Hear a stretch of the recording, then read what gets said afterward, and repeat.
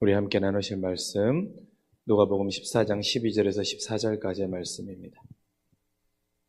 누가복음 14장 12절에서 14절까지의 말씀, 신약성경 119쪽의 말씀입니다.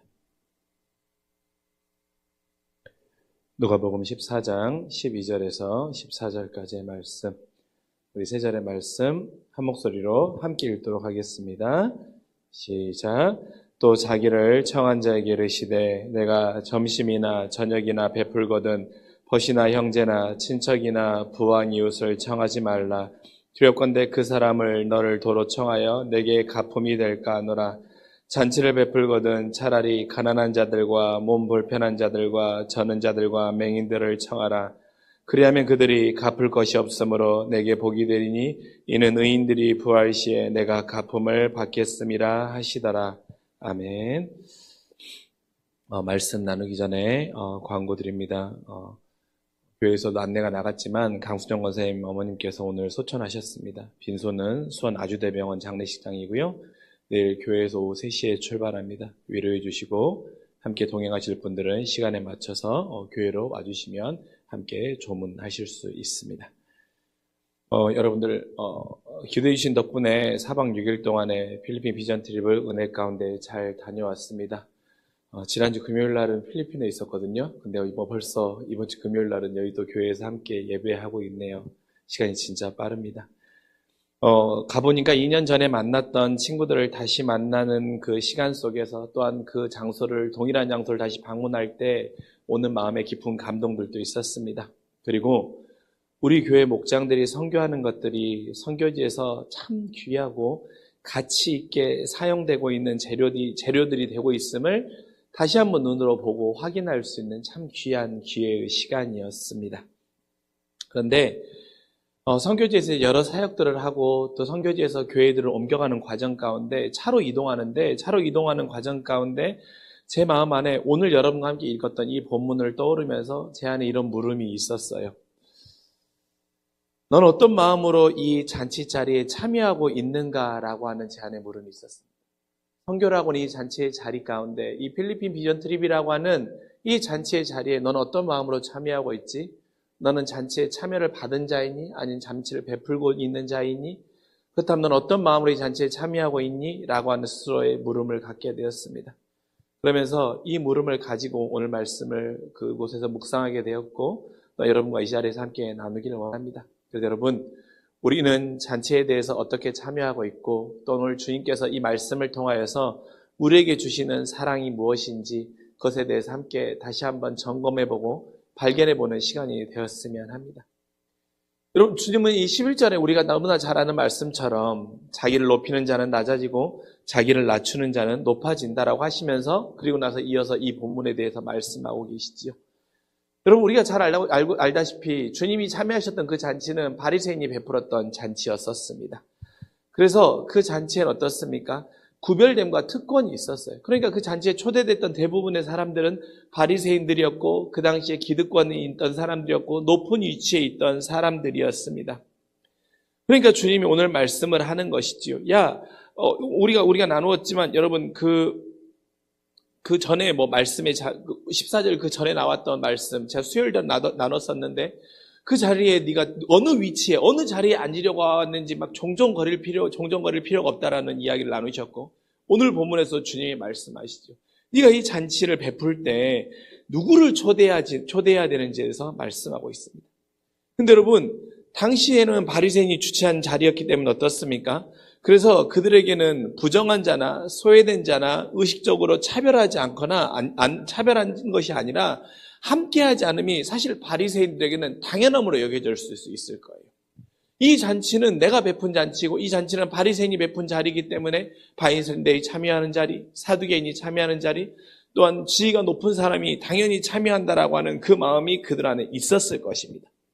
그러니까 무슨 말이냐면 특권 의식으로 우리만의 특별한 잔치라고 하는 것이 아니라 그냥 당연히 그렇게 살아왔기 때문에 어린 시절부터 그리고 그런 잔치에 참여했었기 때문에 이 잔치는 당연히 이 사람들만 와야 되는 잔치야 라고 여겼을 수 있을 거예요.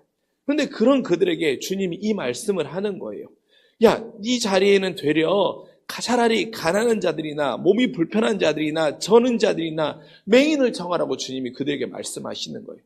여러분, 그 말씀을 들었을 때 어떤 사람은 주님 그런 사람을 초대라고 여기는 사람도 있을 수 있지만, 만약에 정말 그런 생각을 한 번도 해본 적이 없는 사람이라면 주님의 그 말씀을 들었을 때 실로 놀라웠을 것입니다. 왜? 그들과도 함께 식사할 수 있고 그들도 우리의 잔치의 초대의 대상이 될 수 있구나 라고 하는 주님의 도전이 놀라운 의식의 확장을 열어주셨기 때문인 것이지요. 그들과도 함께 잔치할 수 있구나라고 하는 마음인 거죠. 여러분, 우리 안에도 어쩌면 당연하다고 여기는 부분들이 있을 수 있을 거예요. 사랑에 대해 갇혀있는 부분도 있을 것이고, 내 안에 사랑의 대상으로 여기는 부분들에 대해서도 내 안에 당연하다고 여기는 부분들, 또한 내 안에 선을 그어놓은 부분들, 그런 부분들이 있을 수 있을 것입니다. 여러분, 이번 비전 트립에서 제 마음을 가장 많이 지켜야 했던 부분들도 뭐냐면, 제가 당연하다고 여기는 부분들이었어요. 그러니까 제가 당연하다고 여기는 부분들에 대해서 참 많이 제 마음을 지켜야 했었습니다. 무엇입니까? 당연히 우리가 너희에게 무엇을 한다는 마음을 지켜야 했고요.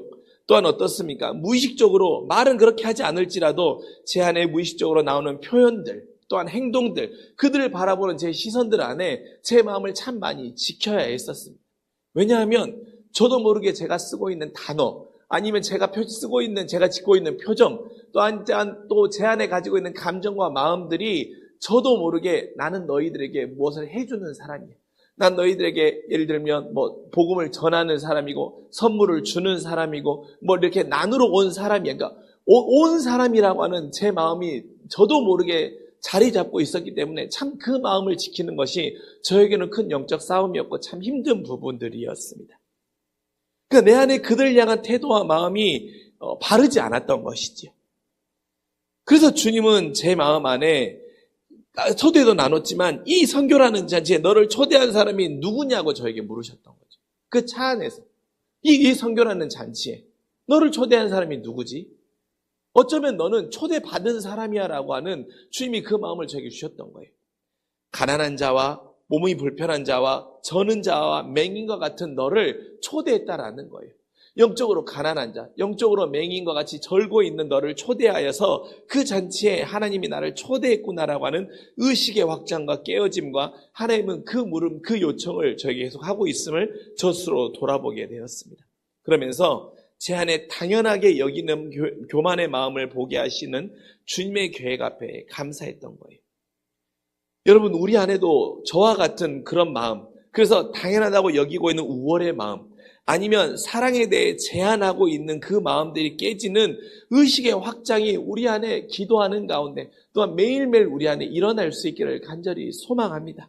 그럴 때 어떻습니까? 우리 안에 주님의 더 깊은 사랑을 만날 수 있게 되는 것이고, 우리의 그런 사랑에 대한 또 그 의식이 확장될 때마다 나를 향한 주님의 놀라운 사랑에 대한 깊이를 우리는 더 체험할 수 있게 되는 것이죠. 그런데 여러분, 주님은 오늘 본문에서요, 이 짧은, 이 12, 13, 14 짧은 본문이지만 주님은 가품이라는 단어를 2번이나 쓰고 있습니다. 여러분, 12절에도 뭐라고 말합니까? 두렵건대 그 사람들이 너를 도로 청하여 내게 가품이 될까 하노라라고 하는 가품이라고 쓰고 있고요.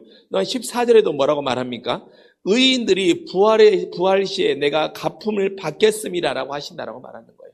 그러니까 이 2번이랑 가품이라고 하는 단어가 사용되고 있는데 이 단어에는 차이가 있습니다. 앞의 단어는 디도미인가 아포디도미라고 하는 단어가 가품이라는 단어거든요. 근데 이 앞에 서두에 쓰고 있는 단어는 이 안에 앞에 안티라고 하는 단어입니다. 아포디도미 앞에 안티라고 하는 단어가 붙은 가품이라는 단어인 것이고, 뒤에 단어는 그냥 아포디도미라고 하는 단어인 거예요. 그러니까 이 갚아주겠다라는 단어는 현저하게 차이점이 있는 것입니다. 여러분, 앞에 단어는 무엇입니까? 사람의 갚음이고 뒤에 단어는 하나님의 갚아주심이잖아요. 그러니까 여러분, 그러면 사람의 갚음과 하나님의 갚음에는 차이가 있음을 우리는 알 수 있습니다. 그 차이는 무엇입니까? 첫 번째는 돌려줌의 차이가 있는 거예요. 돌려줌의 차이. 사람의 갚음에는 여러분 무엇을 하든 목적이 다시 돌려받음에 있습니다. 그러니까 잔치를 베풀면 어떻습니까? 오늘 말씀에 나와 있던 것처럼 두렵건대 그 사람이 너를 도로 청하여 내게 가품이 될까 하노라라고 말하고 있지 않습니까? 그러니까 사람의 잔치를 베풀면 그 잔치는 되려 전치의 청함을 받은 사람은 언젠가 다시 그 사람에게 갚아줘야 되는 거예요. 근데 그 갚아줄 때 어떻습니까? 그 사람에게 받은 만큼 다시 갚아줘야 되는 거예요. 그것이 바로 안티 아포디돔이에요. 그러니까 이 사람, 예를 들면 제가 이세아 집사님에게 20만 원짜리 좋은 식사를 대접했어요. 그러면 저는 그 식사를 대접했기 때문에 언젠가 이세아 집사님이 나에게 20만 원 상당에 해당하는 식사를 분명히 갚아줄 것이라고 하는 기대도 있고 그것을 갚아줘야 하는 거예요. 갚아주지 않으면 이세아 집사님이 예의 없는 사람이라고 여기는 그 마음을 갖는 것이 당연한 거예요. 그러니까 이 갚음 안에는 그런 관계라고 맺어져 있는 것입니다. 그리고 만약에 그렇게 갚아주지 않는다고 한다면, 그러니까 물질적인 보상으로 갚아주지 않는다라고 한다면, 금전적인 부분으로 갚아줄 수 없다라고 한다면, 이 사람이 내가 잔치에 초대받았기 때문에 그 받은 것에 대해서 그만큼 감사에 대한 표현을 아주 깊이, 아주 크게 보여줘야 된다는 거예요. 그러니까 그 잔치에 초대한 사람이 기뻐할 만큼, 그 사람이 즐거워할 만큼 내 감정과 마음을 그 사람을 향해서 쏟아내야 된다는 것입니다. 하지만 14절에 나와 있는 하나님의 갚아줌은 무엇입니까? 사람이라는 매개체를 통해서 받는 갚음이 아니라는 것을 우리는 잘 알 수 있지 않습니까? 주님이 나에게 직접 갚아주시는 상급의 개념이 강한 거예요. 그러니까 사람을 통해서 갚아주는 상호적인 개념이 아니라 하나님께서 주님을 통해서 우리에게 갚아주시는, 하나님 우리에게 갚아주시는 상급의 개념이라는 것입니다. 그러니까 주시는 분이 갚아주실 분량과 크기를 정해주시기 때문에 우리는 그것을 가늠할 수 없는 거예요. 그래서 여러분, 이 갚음이라고 하는 아포디돔이라는 단어가 계시록 22장 12절에도 나와 있거든요. 그가 행한 대로 우리에게 갚아주시겠다라는 거예요. 그러니까 주님이 종말의 때 그가 행한 대로 우리에게 갚아주신다라고 하는 그 단어가, 그 뜻이 담겨 있는 거예요. 우리 안에는 어떻습니까? 사람에게 어느 정도 갚음을 받아야 한다라는 마음 때문에 권위적이거나 실망하는 모습들이 참 많이 있었을 것입니다. 저도 마찬가지입니다. 그런데 여러분 어떻습니까? 그러니까 우리 안에 사람에 대해 돌려받음에 대한 기대보다 하나님께서 직접 갚아주심에 대한 소망이 우리의 삶의 기쁨과 즐거움이 될 수 있기를 간절히 원합니다. 여러분, 우리는 누구의 아포를 소망하며 살아가냐라는 거예요. 그러니까 우리는 안티의 아포를 소망하며 살아가는지, 그러니까 사람의 아포를 기대하며 살아가는지, 하나님의 아포를 바라보며 살아가는지 우리의 삶을 돌아보며 우리는 하나님의 갚아주심을 기대하며 우리의 삶의 목적과 이유가 되기를 원합니다. 두 번째는 무엇입니까? 초대하는 대상의 차이가 이 갚아줌에 있다라는 거예요. 사람의 갚음은 돌려줄 수 있을 만한 사람을 초대하는 거예요. 그러니까 돌려줄 수 있을 만한 바리새인을 초대하는 것이고 돌려줄 수 있을 만한 사람들을 초대합니다. 하지만 주님은 어떻습니까? 13절에 말씀하시는 것처럼 가난한 자, 불편한 자, 저는 자, 맹인과 같은 자들을 청하라고 하십니다. 여러분, 저는 오늘 주님이 언급하시던 그들보다 더 잔치에 초대받을 만한 조건이 되지 못하는 사람입니다. 하지만 어떻습니까? 주님은 그런 저에게, 주님께 드릴 것이 없는 저에게 아무 조건이 없는, 주님은 우리 인생의 최고의 잔치를 우리를 초대하셨고, 넌 그 잔치 가운데 우리에게 선물, 즉 구원이라고 하는 십자가의 은혜의 구원의 선물을 우리에게 주셨지 않습니까? 그러니까 우리는 주님께 드릴 것이 없고 갚아드릴 것이 없음에도 불구하고 주님은 그런 우리를 초대의 대상으로 삼아주셨던 거예요. 그런 초대의 대상 우리를 삼아주셔서 우리에게 구원의 은혜를 허락하여 주셨고, 또한 종이었고 또한 죄인이었던 우리의 신분을 하나님의 자녀로 변화시켜 주시는 놀라운 은혜의 구원의 잔치를 우리 인생 가운데 베풀어 주셨지 않습니까? 그것은 무엇과도 그 크기를 비교할 수 없는 십자가의 사랑입니다. 그렇게 어떻습니까? 자격이 없는 나를 초대해 주신 주님의 사랑과 은혜를 잊지 않고 우리도 우리의 삶에서 어떻습니까? 그 사랑을 나누는 초대의 대상이 넓어질 수 있기를 간절히 소망합니다. 그리고 어떻습니까? 나는 누구를 초대하며 살고 있는지 우리 스스로 돌아봐야 되는 것이죠. 우리 인생의 우리의 삶의 초대의 대상이 누구인지, 내가 주님 앞에 구원의 은혜의 사랑을 받았기 때문에 우리의 초대의 대상이 더욱더 넓어지고 깊어질 수 있기를 원합니다. 마지막으로는 누구입니까? 기억의 대상의 차이가 있다는 거예요. 기억의 대상의 차이. 사랑의 갚음은 사람의 갚음은 내가 상대했던 사람과 나눔을 기억했으면 하는 마음이 강합니다. 그래서 내가 필요할 때 나도 그에게 이 정도 해줘야지 하는 마음으로 어느 누구에게나 다 있습니다. 여러분, 제가 이번 선교지에 가서요, 그때 2년 전에 가셨고 아마 여러분들에게도 몇 달 전에 나누었는데 저희 교회에서 2년 전에 사랑의 마음으로 성경 그 장학금을 모아서 전달했던 그 잔잔이라는 그 청년을 다시 만나게 됐어요. 근데 그 청년이 저를 알아보고요. 존경의 인사를 해주는데 거기서 존경의 인사의 표현이 뭐냐면 자기의 이마에 손을 갖다 대는 거더라고요. 근데 그 친구가 저에게 그 인사를 해주는데 그냥 그 저를 기억해줬다라고 하는 마음에 되게 기분이 좋고 뿌듯하더라고요. 근데 또 한 친구가 있었는데 저는 그 친구를 기억하는데 그 친구는 제가 누군지 잘 알아보지 못하는 거예요. 저도 그 생각했습니다. 내가 살이 빠져서 나를 못 알아보나? 생각했는데 근데 그 뒤에 제 마음 안에 어떤 마음이 있었냐면요. 섭섭하더라고요. 왜 섭섭했냐면 제가 그 친구를 안고 기도했던 제 그 모습이 있었거든요. 근데 못 알아보니까 너무 서운한 거예요. 아쉽고 섭섭하더라고요. 근데 여러분 무엇입니까? 그 안에 제 마음 안에 어떤 마음이 있는 것입니까? 그냥 왜 기억하지 못하지? 왜 기억해 줘야지 않은 참 그 인간적인 지극히 인간적인 모습 때문에 그런 거죠. 하지만 주님은 뭐라고 말합니까? 내가 갚음을 받는다고 하잖아요. 여러분, 왜 우리는 받을 수 있습니까? 주님이 기억하고 계시기에 우리는 받을 수 있는 거 아닙니까? 주님이 내가 그들과 함께 찬양하고 기도하고 서로의 사랑하는 모습을 기억하고 계시고 갚아주신다라는 거예요. 그러니까 여러분, 우리는 기억의 대상에 차이가 있지요. 사람의 갚음은 누구입니까? 사람이 기억해줘야 되고 사람이 갚아줘야 되고 사람이 칭찬해줘야 되는 것 아닙니까? 하지만 하나님이 우리의 갚음을 기억함의 대상이 하나님이 되시면 어떻습니까? 하나님이 갚아주시고 하나님이 우리에게 부어주시는 것 아닙니까? 여러분, 우리는 누구의 기억의 대상이 되기를 원하십니까? 소망하기는 우리도 하나님이 우리의 삶에 우리가 행하는 모든 행위와 선의 기억이 하나님이 우리의 기억의 대상이 되었으면 좋겠습니다. 여러분, 그럴 때 어떻습니까? 주님은 그들이 갚을 것이 없을 때 우리에게 복이 된다고 하시는 거예요.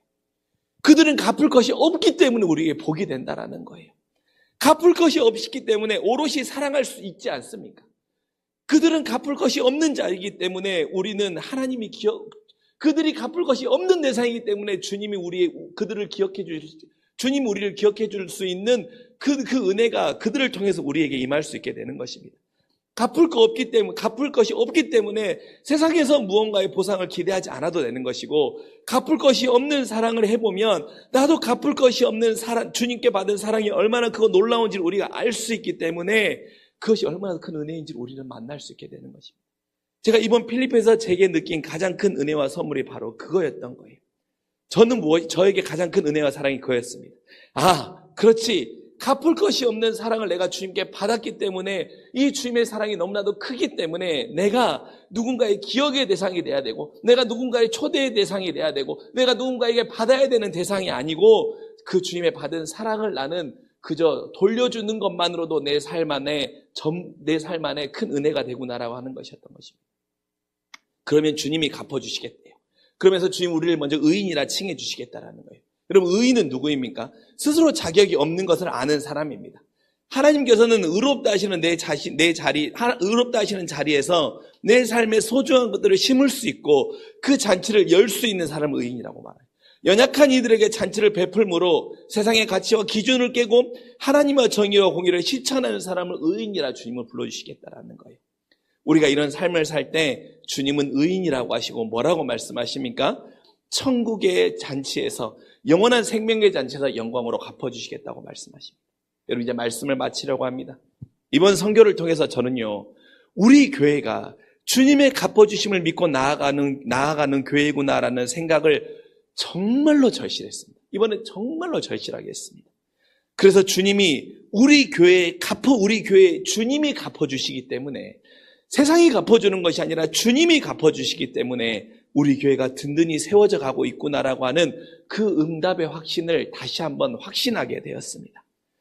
바리새인의 잔치처럼 기대하거나 돌려받을 것이 없는 자리에도 기꺼이 주님이 부르셨을 때, 나아갈 때 주님이 기억해주고 있는 것이 바로 우리 교회의 목적이고, 주님은 우리 교회를 이렇게 기억하고 계시구나라고 하는 것을 정의할 수 있었습니다. 그렇게 우리 교회뿐만 아니라 우리 교회 모든 성도님들이 주님이 의인이라 불러주시는 그 칭찬을, 상급을 누리는 삶을 살기를 간절히 소망합니다. 또한 우리 안에 그 성교의 자긍심이 더 굳게 세워지길 원합니다. 그리고 우리 교회가 주님이 천국에서 갚아주시는 그날, 주님이 부르시는 그날, 주님이 다시 부활 재림하셔서 우리에게 영광의 잔치를 베푸시는 그날, 그 상급을 기대하며 소망하며 살아가는 그 일을 우리의 상급으로 품고 매일매일 더 많은 잔치를 벌이며 살아갈 수 있는 우리 교회와 성도들의 삶이 될 수 있기를 주님의 이름으로 간절히 축원합니다.